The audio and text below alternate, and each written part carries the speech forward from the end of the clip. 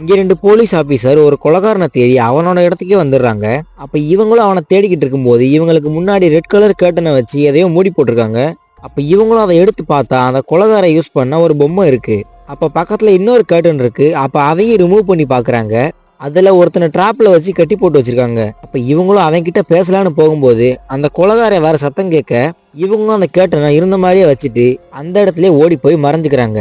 நிறைய பேர் நம்ம வீடியோஸை பார்க்குறீங்க, ஆனால் யாரும் சப்ஸ்கிரைப் பண்ண மாட்டேறீங்க.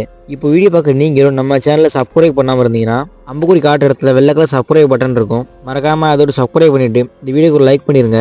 அப்போனா தான் எனக்கு அடுத்த வீடியோ போகிற கொஞ்சம் மோட்டிவேஷனாக இருக்கும். மறக்காமல் லைக் பண்ணி சப்ஸ்கிரைப் பண்ணிவிட்டு இந்த வீடியோ பார்க்க ஆரம்பிங்க. அப்போ அந்த கொலைகாரனும் பிளாக் கலர் கோட்டை போட்டு அந்த இடத்துக்கு வர, அப்போ வந்த கொலைகாரனும் அந்த கேர்ட்டனை ரிமூவ் பண்ணி அந்த ஆளை கொல்லலான்னு போகும்போது அப்போ அந்த போலீஸ் ஆஃபீஸர் அந்த இடத்துக்கு வந்து அவனை கன் பாயிண்ட்ல லாக் பண்ணிடுறாங்க.